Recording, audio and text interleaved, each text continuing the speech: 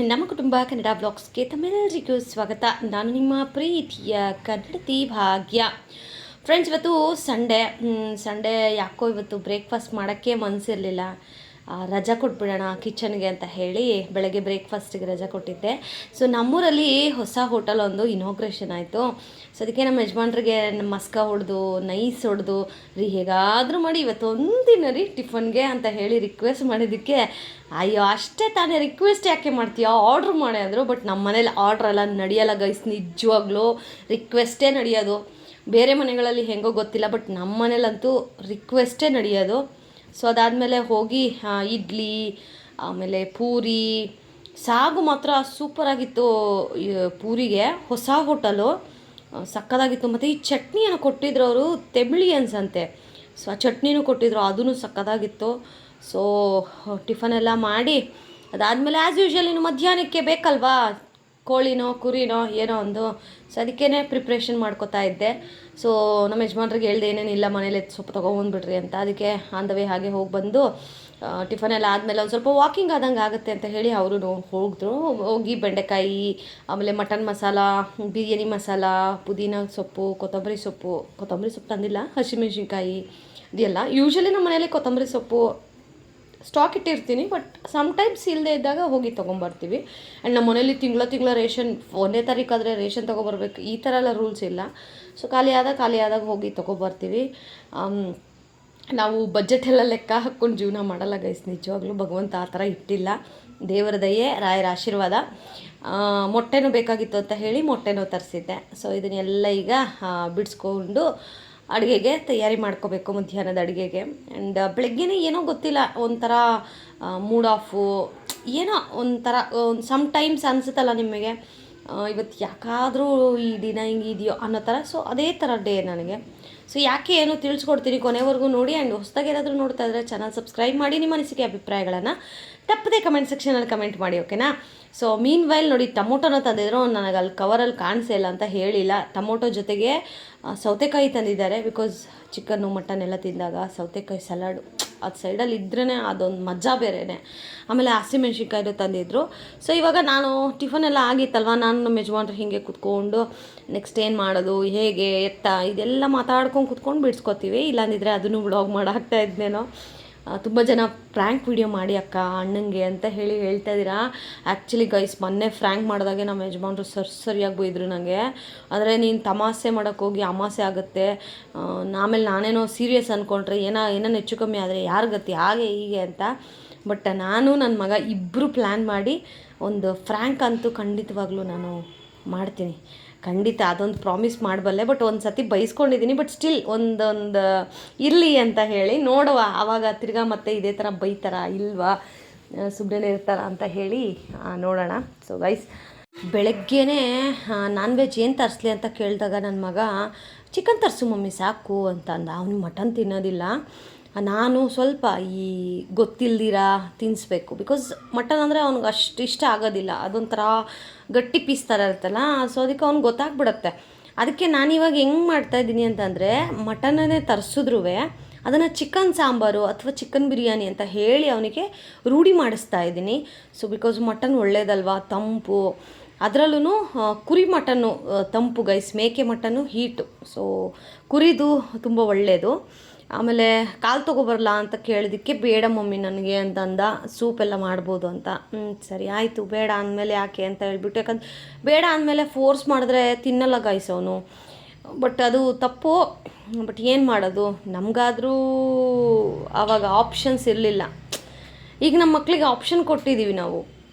So ಅದನ್ನು ಹೆಂಗೆ ಹೇಳೋದು ನಂಗೆ ಗೊತ್ತಾಗ್ತಾ ಇಲ್ಲ. ಮಟನ್ಗೆ ರೆಡಿ ಮಾಡಿಕೊಂಡೆ. ಸೊ ಚಿಕನ್ ತೊಗೊಬನ್ನಿ ಅಂತ ಹೇಳಿದ್ನಲ್ವ, ಅದಕ್ಕೆ ನಮ್ಮ ಯಜಮಾನ್ರು ಸೈಗೆ ಮಾಡಿಬಿಟ್ಟು ಓಕೆ ನಾನು ತೊಗೊಬರ್ತೀನಿ ಬಿಡು ಅಂತ ಹೇಳಿ ಅವ್ರು ಹೋಗಿ ಒಂದು 3/4 kg 1 kg ಅನ್ಕೋತೀನಿ. ನಮ್ಮ ಕಡೆ 950 ರೂಪಾಯಿ ಮಟನು. ಸೊ 1 kg ಮಟನ್ ತಂದಿದ್ರು. ಸೊ ಅದಕ್ಕೆ ನಾನೇನು ಮಾಡಿದೆ, ಸಾಂಬಾರು ಸ್ವಲ್ಪ ಆ್ಯಂಡ್ ಮಟನ್ ಬಿರಿಯಾನಿ ಸ್ವಲ್ಪ ಮಾಡ್ಕೊಳ್ಳೋಣ. ಬಿಕಾಸ್ ಅವ್ನು ಬಿರಿಯಾನಿ ಬೇಕು ಅಂತ ಅಂದ. ಸೊ ಚಿಕನಲ್ಲಿ ಆದರೆ ಬಿರಿಯಾನಿ ಓಕೆ, ಬಟ್ ಮಟನಲ್ಲಿ ಬಿರಿಯಾನಿ. ಅದಕ್ಕೆ ನಾನು ಏನು ಮಾಡಿದೆ ಅಂತಂದರೆ, ಫಸ್ಟಿಗೆ ಮಟನ್ಗೆ ಸ್ವಲ್ಪ ಉಪ್ಪು ಅರಿಶಿನ ಹಾಕಿಬಿಟ್ಟು ಬೇಯಿಸ್ಕೊಂಡ್ಬಿಡ್ತೀನಿ. ಬೇಯಿಸ್ಕೊಂಡು ಅದು ಬೆಂದು ಅದು ತಣ್ಣಗಾಗೋಷ್ಟೊತ್ತಿಗೆ ನಾನಿಲ್ಲಿ ರುಬ್ಕೋತೀನಿ. ಅಂದರೆ ಸಾಂಬಾರಿಗೆ ಮಸಾಲೆನ ರುಬ್ಕೋತೀನಿ, ಬಿರಿಯಾನಿಗೆ ಮಸಾಲೆನ ನಿಮ್ಗೆ ಆಲ್ರೆಡಿ ಚಿಕನ್ ಬಿರಿಯಾನಿ ಹೇಗೆ ಮಾಡೋದಂತ ಶೇರ್ ಮಾಡಿದ್ದೀನಿ. ನೋಡಿಲ್ಲ ಅಂದರೆ ಎಂಡ್ ಸ್ಕ್ರೀನ್ ಅಥವಾ ಡಿಸ್ಕ್ರಿಪ್ಷನಲ್ಲಿ ಲಿಂಕ್ ಕೊಟ್ಟಿರ್ತೀನಿ, ಚೆಕ್ಔಟ್ ಮಾಡಿ. ಸೇಮ್ ಅದೇ ಥರನೇ, ಬಟ್ ಆ ಚಿಕನ್ ಜಾಗಕ್ಕೆ ಮಟನನ್ನು ಹಾಕ್ತೀನಿ ಅಷ್ಟೇ. There is no difference. ಮಕ್ಕಳಿಗೂ ಅದು ಗೊತ್ತಾಗೋದಿಲ್ಲ. ನಿಜವಾಗ್ಲೂ ನೀವು ನಂಬ್ತಿರೋ ಅಲ್ವೋ, ಬಿರಿಯಾನಿ ಅಷ್ಟು ಟೇಸ್ಟಾಗಿ ಬಂದಿತ್ತು. ಲಿಟ್ರಲಿ ಸೇಮ್ ನಾವು ಚಿಕನ್ ಹೇಗೆ ಬೇಯಿಸ್ಕೊತೀವಲ್ಲ ಸೇಮ್ ಅದೇ ಥರನೇ ಇತ್ತು. ಪರ್ಯಂತಗಂತೂ ಗೊತ್ತೇ ಆಗಲಿಲ್ಲ ಅದು ಮಟನ್ ಬಿರಿಯಾನಿ ಅಂತ ಹೇಳಿ. ಆ್ಯಂಡ್ ಆ ಥರ ನಾನು ಮಾಡಿದ್ದೆ. ಸೊ ಇವಾಗ ಈ ಪುಟಾಣಿ ಜಾರಲ್ಲಿ ಏನು ನಾನು ರುಬ್ಕೊಂಡಿದ್ದೀನಲ್ಲ, ಇದು ಬಂದುಬಿಟ್ಟು ಬಿರಿಯಾನಿಗೆ ರುಬ್ಕೊಂಡಿರೋದು. ಸ್ವಲ್ಪ ಘಾಟ್ ಜಾಸ್ತಿ ಆಯಿತು ಹಸಿಮೆಣ್ಸಿನ್ಕಾಯಿದು.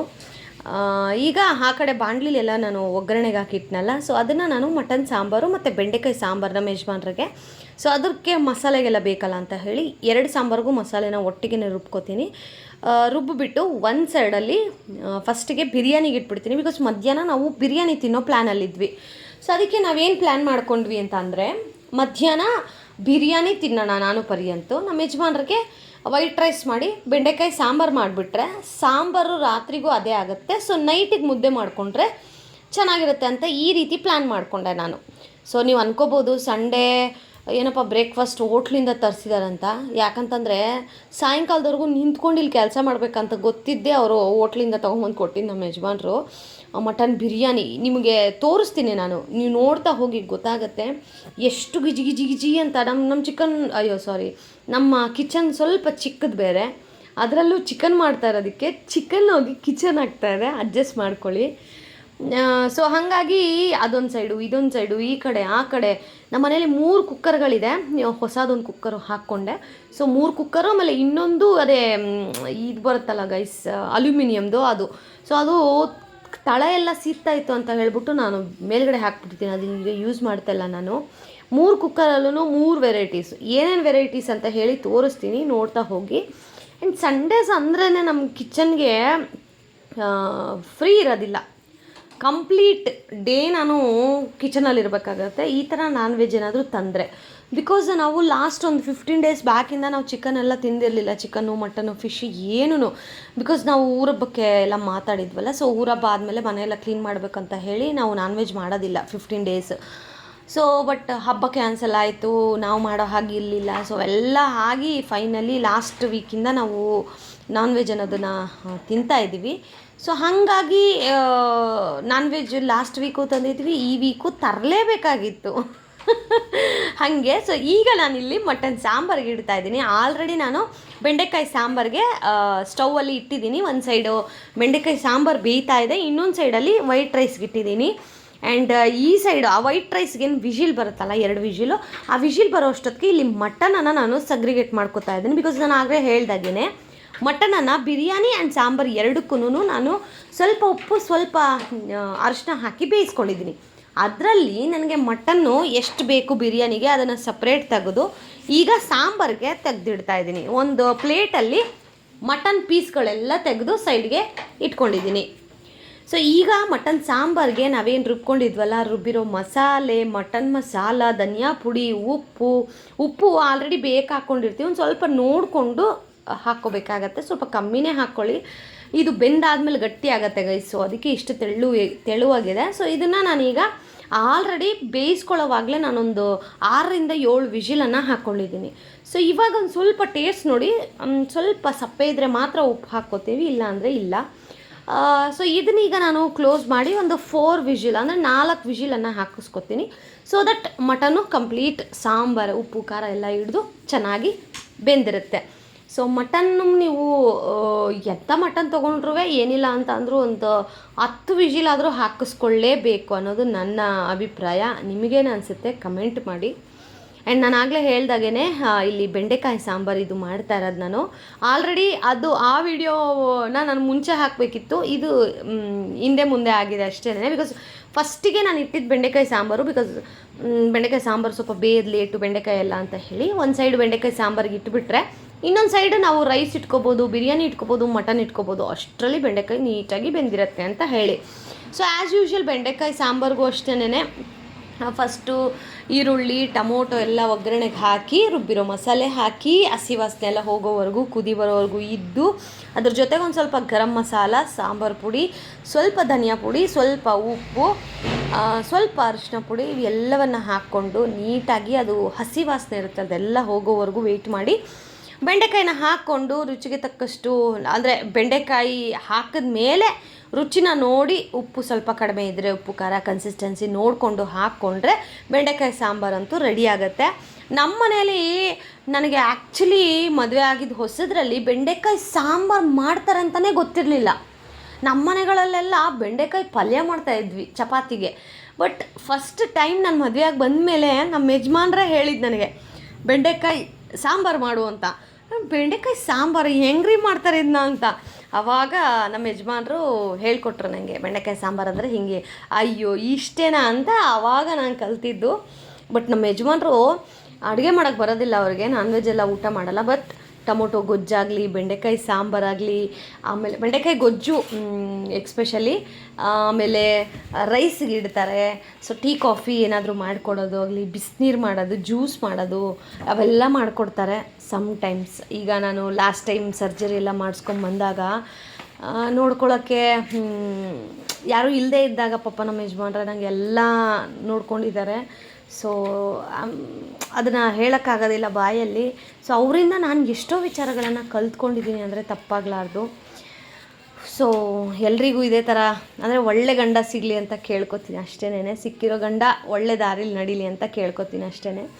ಮೀನ್ ವೈಲ್ ನೋಡಿ, ನಾನು ಆಲ್ರೆಡಿ ವೈಟ್ ರೈಸ್ಗೆ ಇಟ್ಟಿದ್ನ, ಅದು ವಿಜಿಲ್ ಬಂತ, ಸೈಡಿಗೆ ಇಟ್ಟೆ. ಬೆಂಡೆಕಾಯಿ ಆಲ್ರೆಡಿ ಕುದಿಯೋಕ್ಕೆ ಇಟ್ಟಿದ್ದೀನಿ. ಸೊ ಮೀನ್ ವೈಲ್ ಈ ಕಡೆ ಬೆಂಡೆಕಾಯಿ ಬೇಯೋಷ್ಟೊತ್ತಿಗೆ ನಾನು ಇಲ್ಲಿ ಬಿರಿಯಾನಿನೂ ಸಹ ಮಾಡ್ಕೊತಾ ಇದ್ದೀನಿ. ಬಿಕಾಸ್ ನಾವು ಮಧ್ಯಾಹ್ನ ಬಿರಿಯಾನಿ ಮಾಡ್ಕೊಳ್ಳೋಬೇಕು ಆ ಪ್ಲ್ಯಾನಲ್ಲಿ ಇದ್ದಿದ್ದರಿಂದ ಬಿರಿಯಾನಿಗೆ ಈ ಕಡೆ ನಾನು ಇಟ್ಕೊಂಡಿದ್ದೀನಿ. ಸೊ ಇದು 2 ವಿಜಿಲ್ ಬರೋ ಅಷ್ಟೊತ್ತಿಗೆ ಬೆಂಡೆಕಾಯಿ ಒಂದು 70% ಬೆಂದಿರುತ್ತೆ. ಸೊ ಅದಾದಮೇಲೆ ನಾನು ಮಟನ್ ಸಾಂಬಾರು ಬೇಯಿಸ್ಕೊಳ್ಳೋ. ಬಿಕಾಸ್ ಮಟನ್ ಸಾಂಬಾರು ಈಗ ಎಮರ್ಜೆನ್ಸಿ ಅರ್ಜೆಂಟ್ ಏನಿಲ್ಲ. ಸೊ ಬಿರಿಯಾನಿ ತಿನ್ಕೋತೀವಿ. ಸೊ ಮಟನ್ ಸಾಂಬಾರು ರಾತ್ರಿಗಲ್ವಾ, ನಿಧಾನ ಆದ್ರೂ ದೆರ್ ಈಸ್ ನೋ ಪ್ರಾಬ್ಲಮ್ ಅನ್ನೋ ಥರ ಮಸಾಲೆ ಎಲ್ಲ ಹಾಕಿಟ್ಟಿದ್ದೀನಿ. ಸೊ ಈಗ ಬಿರಿಯಾನಿನೂ ಸಹ ರೆಡಿ ಆಯಿತು. ಮಟನ್ ಬಿರಿಯಾನಿ ಗೈಸ್ ಎಷ್ಟು ಚೆನ್ನಾಗಿ ಬಂದಿತ್ತು ಅಂತಂದರೆ, ಈಗ ನಾನು ವಾಯ್ಸ್ ಓವರ್ ಕೊಡ್ತಾ ಇರೋದು ಲೇಟಾಗಿ ಕೊಡ್ತಾಯಿದ್ದೀನಿ ಬಿಕಾಸ್ ಕೆಲಸಗಳ ಒತ್ತಡದಿಂದ. ಬಟ್ ಈಗಲೂ ನಂಗೆ ಅದು ನೋಡ್ತಾ ಇದ್ದರೆ ಬಾಯಲ್ಲಿ ನೀರು ಬರ್ತಾಯಿದೆ, ಅಷ್ಟೂ ಟೇಸ್ಟಾಗಿ ಅಷ್ಟೂ ಚೆನ್ನಾಗಿ ಬಂದಿತ್ತು ಮಾತ್ರ. ಆ್ಯಂಡ್ ಈ ಕಡೆ ನೋಡಿ ಬೆಂಡೆಕಾಯಿ ಈ ಕಡೆ ಬೇಯ್ತಾ ಇದೆ. ಆಲ್ಮೋಸ್ಟ್ ಒಂದು ಇನ್ನೂ 50% ಬೇಯಬೇಕು. ಸೊ ಗಟ್ಟಿ ಆಗುತ್ತೆ ಸಾಂಬಾರಾಗಿ ಗೊತ್ತಾಗುತ್ತೆ ನಮಗೆ. ನೋಡಿ ಇಲ್ಲಿ ಈಗ ಸ್ವಲ್ಪ ತೆಳುವಾಗಿದೆ. ಸೊ ಕಾಯೆಲ್ಲ ಬೆಂದು ಸಾಂಬಾರು ಗಟ್ಟಿ ಆಗುತ್ತೆ. ಸೊ ಆವಾಗ ಗೊತ್ತಾಗುತ್ತೆ ನಮಗೆ ಬೆಂಡೆಕಾಯಿ ಸಾಂಬಾರು ಆಗಿದೆ ಅಂತ ಹೇಳಿ. ಸೊ ನೋಡಿ ಈ ಕಡೆ ಬೆಂಡೆಕಾಯಿ ಸಾಂಬಾರು ಬೇಯ್ತಾ ಇದೆ, ಆ ಕಡೆ ಬಿರಿಯಾನಿಗೆ ಇಟ್ಟಿದ್ದೀನಿ. ಸೊ ಎಷ್ಟು ಬೇಗ ಕೆಲಸಗಳಾಗ್ತಾಯಿದೆ ಗೊತ್ತಾ. ಬೆಳಗ್ಗೆ ಏನು ನಾನು ಕಿಚನ್ಗೆ ರಜಾ ಕೊಟ್ಟಿದ್ನೋ ಅದರಲ್ಲಿ ಡಬ್ಬಲಷ್ಟು ಕೆಲಸ ಮಧ್ಯಾಹ್ನದ ಫುಲ್ ಕಂಪ್ಲೀಟ್ ಮಾಡ್ಕೊಂಡಿದ್ದೀನಿ. ಸೊ ಅಷ್ಟೆಲ್ಲ ಆದಮೇಲೂ ನಾವು ಸ್ವಲ್ಪ ಕೆಲಸ ಇತ್ತು ಅಂತ ಹೇಳಿ ಆಚೆನೂ ಸಹ ಹೋಗಿ ಬಂದ್ವಿ.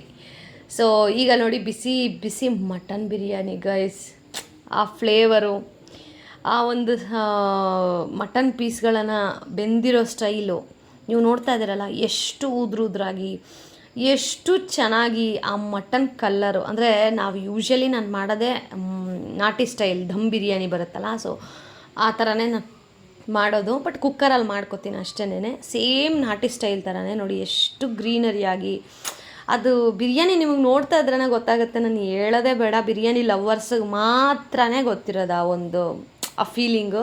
ಸೊ ಮಟನ್ ಬಿರಿಯಾನಿ ಅಂತೂ ರೆಡಿ ಆಯಿತು. ಈಗ ಫಸ್ಟಿಗೆ ನನ್ನ ಮಗನಿಗೆ ಹಾಕ್ಕೊಡ್ತಾ ಇದ್ದೀನಿ. ಬಿಕಾಸ್ ಮಮ್ಮಿ ಹೊಟ್ಟೆ ಸಿಗ್ತಾಯಿದೆ ಅಂತ ಹಾಲಲ್ಲಿಂದ ಅವ್ನು ಬಿರಿಯಾನಿ ಸ್ಮೆಲ್ ಬಂತಲ್ಲ, ಸೊ ಬೇಗ ತಿನ್ನಬೇಕು ಅಂತ.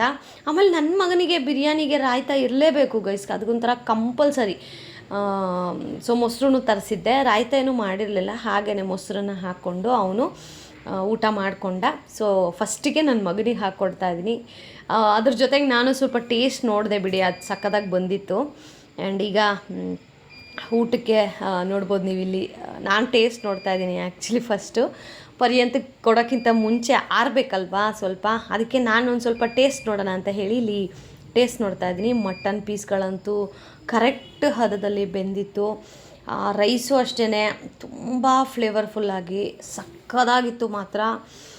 ಬಿರಿಯಾನಿ ಲವ್ವರ್ಸ್ ಯಾರೆಲ್ಲ ಇದ್ದೀರಾ ದಯವಿಟ್ಟು ನೀವು ಕಮೆಂಟ್ ಮಾಡಲೇಬೇಕು ಐ ಲವ್ ಬಿರಿಯಾನಿ ಅಂತ ಹೇಳಿ. ಅದು ಯಾವ ಬಿರಿಯಾನಿ, ಫ್ರಾನ್ಸ್ ಬಿರಿಯಾನಿನ, ಚಿಕನ್ ಬಿರಿಯಾನಿನ, ಮಟನ್ ಬಿರಿಯಾನಿನ, ನಾಟಿ ಬಿರಿಯಾನಿನ, ಧಮ್ ಬಿರಿಯಾನಿನ, ಯಾವ ಬಿರಿಯಾನಿ ಅಂತ compulsory chicken biryani lovers comment ಮಾಡಲೇಬೇಕು ಈ ವಿಡಿಯೋಗೆ. ಓಕೆ, ಸೊ ನೋಡಿ ಮಟನ್ದು ಪೀಸ್ ಎಷ್ಟು ಚೆನ್ನಾಗಿ ಬೆಂದಿದೆ ಅಂತ ಕಾಣಿಸ್ತಾ ಇದೆಯಾ. ಇದ್ರ ಜೊತೆಗೆ ಸೌತೆಕಾಯಿ ತಂದಿದ್ರಲ್ಲ, ಸೊ ಅದನ್ನೂ ಕಟ್ ಮಾಡಿ ಕೊಟ್ಟೆ ನನ್ನ ಮಗನಿಗೆ. ಸೊ ಈಗ ನಾನು ಆಗಲೇ ಹೇಳಿದ್ನಲ್ವ ರೈಸ್ಗಿಟ್ಟೆ ಅಂತ ಹೇಳಿ, ರೈಸ್ಗೆ ತೊಳೆಯೋಕ್ಕೆ ಮುಂಚೆನೇ ನಮ್ಮ ಯಜಮಾನ್ರು ತೊಳೆದು ಕುಕ್ಕರೆಲ್ಲ ಹಾಕಿ ಇಟ್ಬಿಟ್ಟಿದ್ದಾರೆ. ನಾನೇನು ಅಂದ್ಕೊಂಡಿದ್ದೀನಿ 2 ವಿಷಿಲ್ ಬಂದ್ಬಿಟ್ಟೈತೆ ಅಂತ.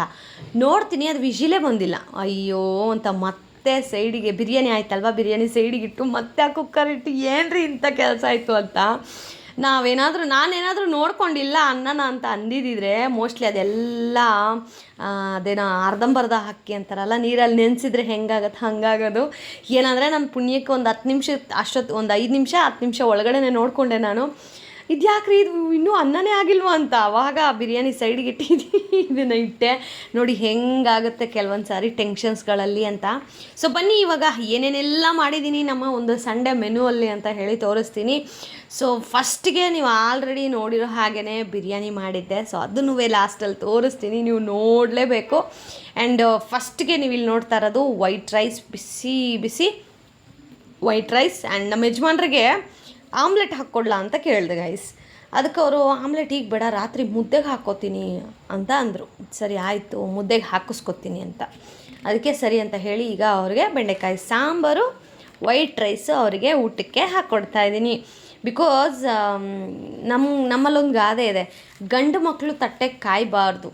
ಸೊ ಅವ್ರು ಬಂದು ಕೂತ ತಕ್ಷಣ ಊಟ ತೊಗೊಂಡು ಕೊಡಬೇಕು, ಇಲ್ಲ ಆಗೋವರೆಗೂ ಅವ್ರನ್ನ ಕೈ ತೊಳ್ಕೊಳ್ಳಿ ಅಂತ ಕರಿಬಾರ್ದು. ಯಾಕಂದರೆ ಕೈ ತೊಳ್ಕೊಂಬಂದು ಕಾಯಬಾರ್ದು, ಯಾವುದೇ ಕಾರಣಕ್ಕೂ ತಟ್ಟೆ ಮುಂದೆ ಗಂಡು ಮಕ್ಕಳನ್ನ ಕಾಯಿಸಬಾರ್ದು. ಇದು ನಮ್ಮ ಕಡೆ ಅಪಶಕುನ ಅಂತ ಅಂತಾರೆ, ಅಂದರೆ ಒಳ್ಳೆಯದಲ್ಲ ಮನೆಗದು. ಸೊ ಇನ್ ಕೇಸ್ ನಿಮಗೆ ಆಗಲಿಲ್ವಾ ಒಂದೇ ಸತಿ ಹೇಳಿ ಅವ್ರಿಗೆ, ಇಲ್ಲ ಇನ್ನೂ ಆಗಿಲ್ಲ ಮಾಡ್ತೀನಿ 1-2 ನಿಮಿಷ ಅಂತ. ಅವ್ರ ಕೈ ತೊಳ್ಕೊಂಬಂದಮೇಲೆ ತಟ್ಟೆಗೆ ಅನ್ನ ಹಾಕಿ ಫಸ್ಟ್ ಅವ್ರಿಗೆ ಕೊಡಬೇಕು ನೀವು. ಸೊ ನೋಡಿ ಫಸ್ಟಿಗೆ ಇಲ್ಲಿ ಮಟನ್ ಬಿರಿಯಾನಿ, ಮಟನ್ ಸಾರು ಆಲ್ರೆಡಿ ಸ್ವಲ್ಪ ಖಾಲಿಯಾಗಿದೆ, ಇಗ್ನೋರ್ ಮಾಡಿ ಆಯಿತಾ. ಯಾಕಂದರೆ ಬೇಯ್ತಾನೆ ಒಂದು ಸ್ವಲ್ಪ ಟೇಸ್ಟು ಬೆಂದಿದೆಯಾ ಇಲ್ವಾ ಹಿಂಗೇನೆ. ಇಲ್ಲಿ ಮಟನ್ ಸಾಂಬಾರು ರೆಡಿಯಾಗಿದೆ, ವೈಟ್ ರೈಸ್ ರೆಡಿಯಾಗಿದೆ, ಇದ್ರ ಜೊತೆಗೆ ಬೆಂಡೆಕಾಯಿ ಸಾಂಬಾರು ರೆಡಿಯಾಗಿದೆ. ಸೊ ಬೆಂಡೆಕಾಯಿ ಸಾಂಬಾರು ಮಧ್ಯಾಹ್ನಕ್ಕೆ ಮತ್ತು ರಾತ್ರಿಗೆ 2 ಟೈಮ್ಗೂ ಬೇಕಾಗಿತ್ತಲ್ವ, ಸೊ ಅದಕ್ಕೇ ಸ್ವಲ್ಪ ಕ್ವಾಂಟಿಟಿ ಜಾಸ್ತಿ ಮಾಡಿದ್ದೀನಿ. ಸೊ ರಾತ್ರಿಗೆ ಇದೇ ಆಗುತ್ತೆ ಅಂತ ಹೇಳಿ. ಸೊ ಇನ್ನು ರಾತ್ರಿಗೆ ಅಂತ ಹೇಳಿ ಮುದ್ದೆ ಮಾಡ್ಕೊಂಡಿದ್ವಿ. ಸೊ ನನಗೆ ಮಟನ್ ಸಾಂಬಾರು, ಪರ್ಯಂತ್ಗೂ ಮಟನ್ ಸಾಂಬಾರು ಜೊತೆಗೆ ಮುದ್ದೆ. ಆ್ಯಸ್ ಯೂಶ್ವಲ್ ನಮ್ಮ ಯಜಮಾನ್ರಿಗೆ ಬೆಂಡೆಕಾಯಿ ಸಾಂಬಾರು ಇತ್ತು, ಅದ್ರ ಜೊತೆಗೆ ಒಂದು ಆಮ್ಲೆಟ್ ಹಾಕಿದ್ದೆ. ಸೊ ಈ ರೀತಿಯಾಗಿತ್ತು ನಮ್ಮ ಸಂಡೇ. ನಿಮ್ಮೆಲ್ಲರ ಸಂಡೇ ಹೇಗಿತ್ತು ಆ್ಯಂಡ್ ಇವತ್ತಿನ ಬ್ಲಾಗ್ ಹೇಗಿತ್ತು ತಪ್ಪದೆ ಕಮೆಂಟ್ ಮಾಡೋದು ಮರಿಬೇಡಿ. Thank you so much, lots of love, bye bye.